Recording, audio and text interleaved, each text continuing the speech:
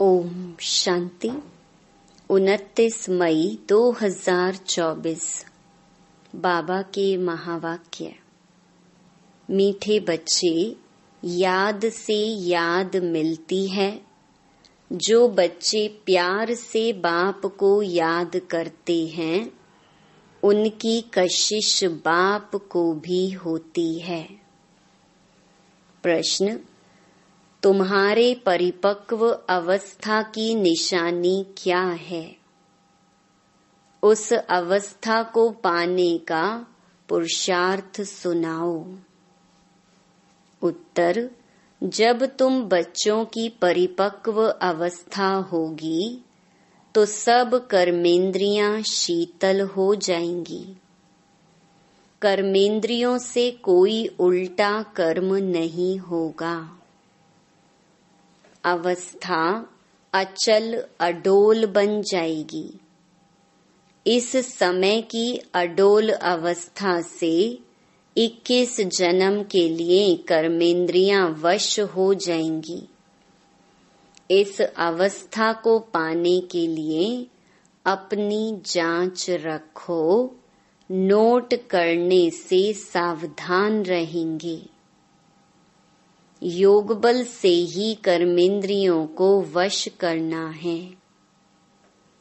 योग ही तुम्हारी अवस्था को परिपक्व बनाएगा। ओम शांति। यह है याद की यात्रा। सभी बच्चे इस यात्रा पर रहते हैं। सिर्फ तुम यहाँ नजदीक में हो।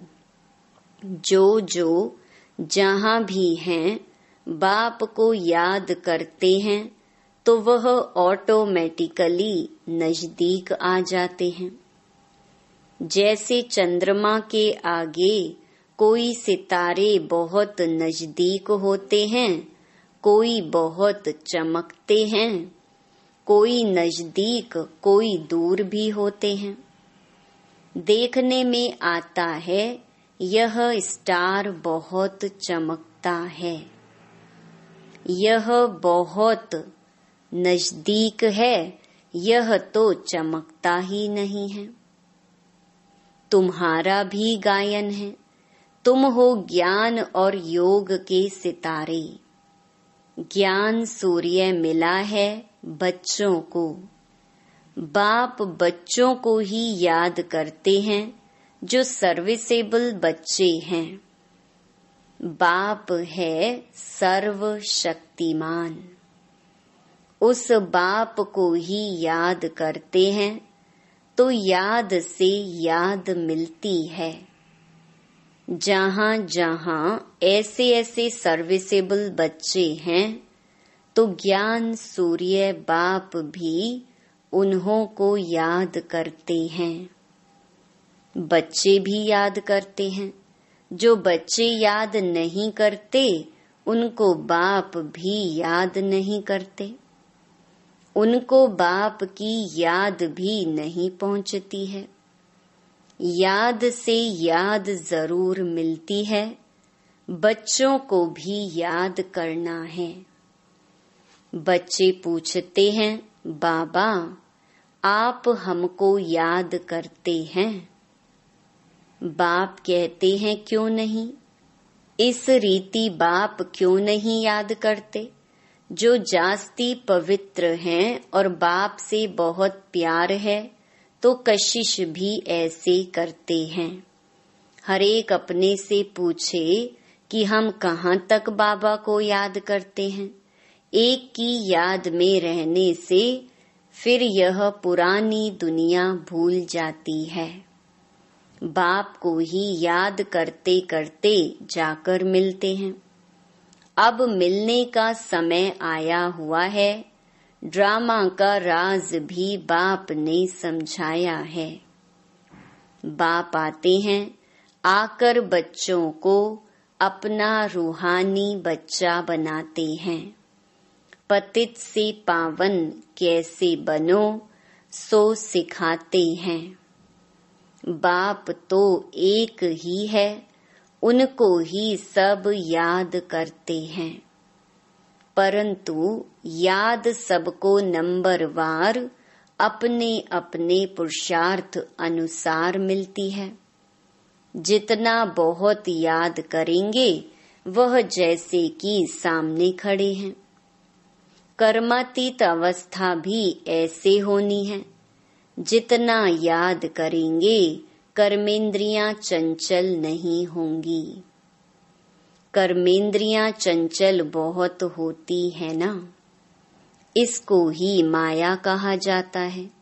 कर्मेंद्रियों से कुछ भी खराब कर्म ना हो। यहाँ योग बल से कर्मेंद्रियों को वश करना है।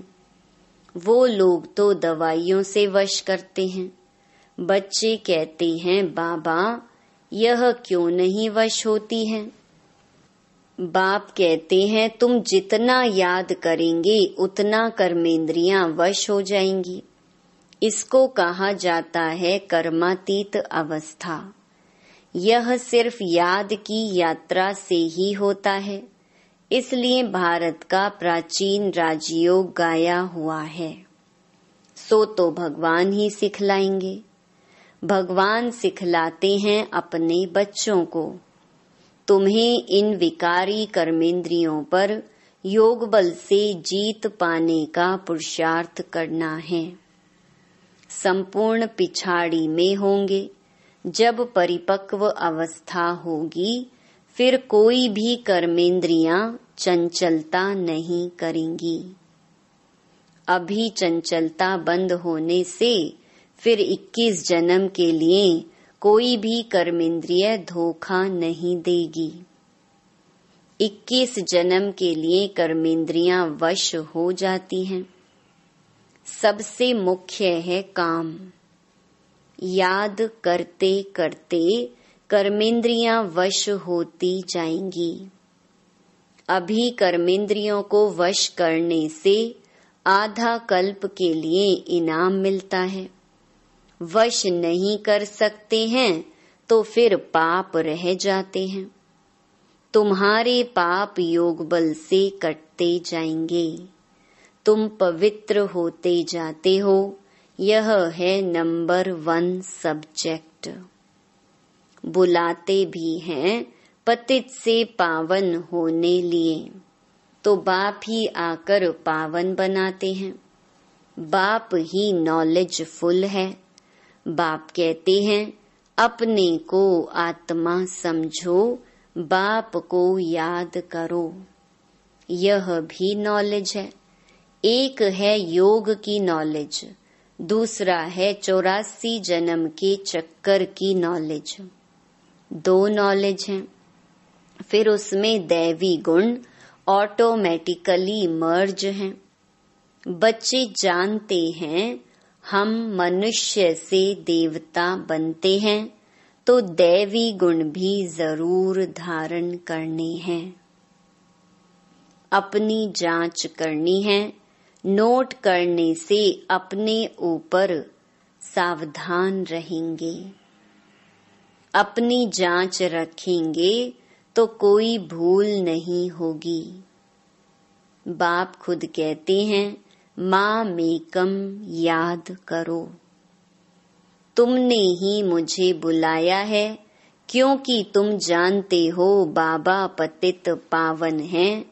वह जब आते हैं तब ही यह डायरेक्शन देते हैं। अब इस डायरेक्शन पर अमल करना है आत्माओं को। तुम पार्ट बजाते हो इस शरीर द्वारा, तो बाप को भी जरूर इस शरीर में आना पड़े। यह बहुत वंडरफुल बातें हैं। त्रिमूर्ति का चित्र कितना क्लियर है। ब्रह्मा तपस्या कर यह बनते हैं, फिर 84 जन्मों के बाद यह बनते हैं। यह भी बुद्धि में याद रहे कि हम ब्राह्मण सो देवता थे। फिर 84 का चक्कर लगाया। अब फिर देवता बनने के लिए आए हैं। जब देवताओं की डायनेस्टी पूरी हो जाती है तो भक्ति मार्ग में भी बहुत प्रेम से उनको याद करते हैं। अब वह बाप तुमको यह पद पाने लिए युक्ति बताते हैं। याद भी बहुत सहज है, सिर्फ सोने का बर्तन चाहिए। जितना पुरुषार्थ करेंगे उतनी पॉइंट्स इमर्ज होंगी। ज्ञान भी अच्छा सुनाते रहेंगे। समझेंगे जैसे कि बाबा हमारे में प्रवेश कर मुरली चला रहे हैं। बाबा भी बहुत मदद करते हैं। औरों का भी कल्याण करना है, वह भी ड्रामा में नूंद है। 1 सेकंड न मिले दूसरे से, टाइम पास होता जाता है। इतने वर्ष इतने मास कैसे पास होते हैं? शुरू से लेकर टाइम पास होता आया है। यह सेकंड फिर 5000 वर्ष बाद रिपीट करेंगे। यह भी अच्छी रीति समझना है और बाप को याद करना है, जिससे विकर्म विनाश हो। और कोई उपाय नहीं। इतना समय जो कुछ करते आए हो वह सब थी भक्ति। कहते भी हैं भक्ति का फल भगवान देंगे। क्या फल देंगे, कब और कैसे देते हैं, यह कुछ भी पता नहीं है। बाप जब फल देने के लिए आवे तब लेने वाले और देने वाले इकट्ठे हों। ड्रामा का पार्ट आगे चलता जाता है। सारे ड्रामा में अभी यह है अंतिम लाइफ। हो सकता है कोई शरीर भी छोड़ दे और कोई पार्ट बजाना है तो जन्म भी ले सकते हैं। किसका बहुत हिसाब किताब होगा तो जन्म भी ले सकते हैं। किसके बहुत पाप होंगे तो घड़ी घड़ी एक जन्म ले फिर दूसरा तीसरा जन्म लेते छोड़ते रहेंगे। गर्भ में गया दुख भोगा, फिर शरीर छोड़ा दूसरा लिया। काशी कलवट में भी यह हालत होती है। पाप सिर पर बहुत हैं, योग बल तो है नहीं। काशी कलवट खाना यह है अपने शरीर का घात करना। आत्मा भी समझती है यह घात करते हैं। कहते भी हैं बाबा आप आएंगे तो हम आप पर बलिहार जाएंगे। बाकी भक्ति मार्ग में बलि चढ़ते हैं, वह भक्ति हो जाती है। दान पुण्य तीर्थ आदि जो कुछ भी करते हैं वह किससे लेन देन होती है? पाप आत्माओं से। रावण राज्य है ना, बाप कहते हैं खबरदारी से लेन देन करना। कहाँ कोई खराब काम में लगाया तो सिर पर बोझा चढ़ जाएगा। दान पुण्य भी बड़ा खबरदारी से करना होता है। गरीबों को तो अन्न और कपड़े का दान किया जाता है। वह आजकल धर्मशालाएं आदि बनाकर देते हैं। साहूकारों के लिए तो बड़े बड़े महल हैं, गरीबों के लिए हैं झोपड़ियां। वह तो गंदे नाले के आगे रहे हुए हैं। उस किचड़े की खाद बनती है जो बिकती है, जिस पर फिर खेती आदि होती है। सतयुग में तो ऐसे किचड़े आदि पर खेती नहीं होती है। वहां तो नई मिट्टी होती है। उसका नाम ही है पैराडाइज। नाम भी गाया हुआ है पुखराज परी, सब्ज परी। रतन है ना। कोई कितनी सर्विस करते हैं, कोई कितनी करते हैं। कोई कहते हम सर्विस नहीं कर सकते हैं। बाबा के रतन तो सभी हैं, परंतु उनमें भी नंबरवार पुरुषार्थ अनुसार हैं जो फिर पूजे जाते हैं। पूजा होती है देवताओं की। भक्ति मार्ग में अनेक पूजाएं होती हैं। वह सब ड्रामा में नूंद है जिसको देखकर मजा आता है। हम एक्टर्स हैं। इस समय तुमको नॉलेज मिलती है, तुम बहुत खुश होते हो। जानते हो भक्ति का भी पार्ट है। भक्ति में भी बड़े खुश होते हैं। गुरु ने कहा माला फेरो, बस उस खुशी में फेरते ही रहते हैं, समझ कुछ भी नहीं। शिव निराकार है, उनको भला दूध पानी आदि क्यों चढ़ाते हैं? मूर्तियों को भोग लगाते हैं, वह कोई खाती थोड़ी है। भक्ति का पेशगीर माना विस्तार कितना बड़ा है। भक्ति है झाड़, ज्ञान है बीज। रचता और रचना को सिवाय तुम बच्चों के और कोई नहीं जानते। कोई बच्चे तो अपनी हड्डियां भी इस सर्विस में स्वाहा करने वाले हैं। तुमको कोई कहते हैं यह तुम्हारी कल्पना है। अरे यह तो वर्ल्ड की हिस्ट्री ज्योग्राफी रिपीट होती है। कल्पना रिपीट थोड़ी होती है। यह तो नॉलेज है। यह है नई बातें नई दुनिया के लिए। भगवानुवाच, भगवान भी नया, उनके महावाक्य भी नए। वह कहते हैं कृष्ण भगवानुवाच, तुम कहते हो शिव भगवानुवाच। हरेक की अपनी अपनी बातें हैं, एक न मिले दूसरे से। यह है पढ़ाई। स्कूल में पढ़ते हो, कल्पना की तो बात ही नहीं।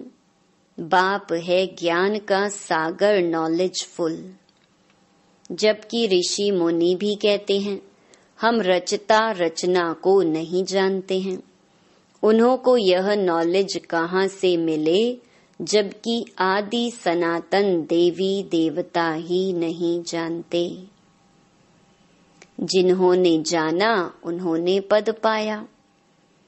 फिर जब संगम युग आए तब बाप आकर समझाए। नए नए इन बातों में मूंझते हैं। कहते हैं बस तुम इतने थोड़े ही राइट हो, बाकी सब झूठे हैं। तुम समझाते हो गीता जो माई बाप है उसे ही खंडन कर दिया है। बाकी सब तो रचना है, उनसे वर्षा मिल ना सके।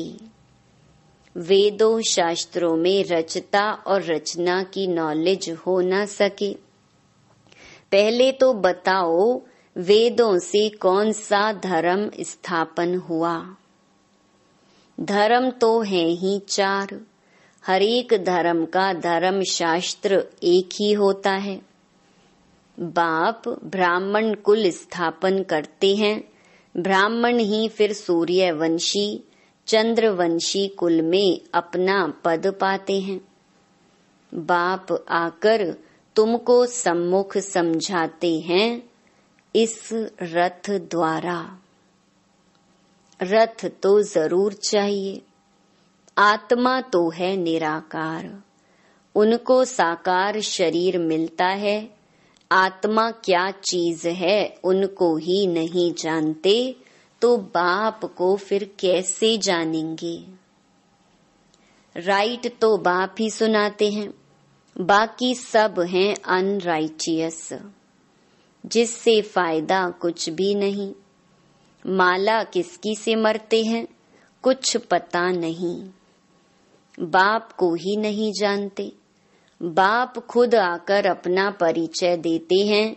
ज्ञान से सद्गति होती है। आधा कल्प है ज्ञान, आधा कल्प है भक्ति। भक्ति शुरू होती है रावण राज्य से। भक्ति से सीढ़ी उतरते उतरते तमो प्रधान बन पड़े हैं। किसके भी ऑक्यूपेशन को नहीं जानते हैं। भगवान की कितनी पूजा करते हैं, जानते कुछ भी नहीं। तो बाप समझाते हैं, इतना ऊंच पद पाने के लिए अपने को आत्मा समझना है और बाप को याद करना है। इसमें है मेहनत। अगर किसकी बुद्धि मोटी है तो मोटी बुद्धि से याद करें, परंतु याद एक को ही करें। गाते भी हैं, बाबा आप आएंगे तो आपसे ही बुद्धि योग जोड़ेंगे। अब बाप भी आए हैं, तुम सब किससे मिलने आए हो? जो प्राण दान देते हैं। आत्मा को अमर लोक में ले जाते हैं। बाप ने समझाया है, काल पर जीत पहनाता हूँ, तुमको अमर लोक में ले जाता हूँ। दिखाते हैं ना, अमर कथा पार्वती को सुनाई। अब अमरनाथ तो एक ही है। हिमालय पहाड़ पर बैठ थोड़े ही कथा सुनाएंगे। भक्ति मार्ग की हर बात में वंडर लगता है। अच्छा, मीठे मीठे सिकी लधे बच्चों प्रति मात पिता बाप दादा का याद प्यार और गुड मॉर्निंग। रूहानी बाप की रूहानी बच्चों को नमस्ते। धारणा के लिए मुख्य सार। पहला, योग बल से कर्मेंद्रिय जीत बन संपूर्ण पवित्र बनना है। इस अवस्था को पाने के लिए अपनी जांच करते रहना है। दूसरा, सदा बुद्धि में याद रखना है कि हम ही ब्राह्मण सो देवता थे। अब फिर देवता बनने के लिए आए हैं, इसलिए बहुत खबरदारी से पाप और पुण्य को समझकर लेन देन करनी है। वरदान, सर्व सत्ताओं को सहयोगी बनाए, प्रत्यक्षता का पर्दा खोलने वाले सच्चे सेवाधारी भव। प्रत्यक्षता का पर्दा तब खुलेगा जब सब सत्ता वाले मिलकर कहेंगे कि श्रेष्ठ सत्ता ईश्वरीय सत्ता आध्यात्मिक सत्ता है, तो यही एक परमात्म सत्ता है। सभी एक स्टेज पर इकट्ठे हो ऐसा स्नेह मिलन करें। इसके लिए सबको स्नेह के सूत्र में बांध समीप लाओ, सहयोगी बनाओ। यह स्नेह ही चुंबक बनेगा जो सब एक साथ संगठन रूप में बाप की स्टेज पर पहुंचेंगे। तो अब अंतिम प्रत्यक्षता के हीरो पार्ट में निमित्त बनने की सेवा करो, तब कहेंगे सच्चे सेवाधारी। स्लोगन, सेवा द्वारा सर्व की दुआएं प्राप्त करना, यह आगे बढ़ने की लिफ्ट है। ओम शांति।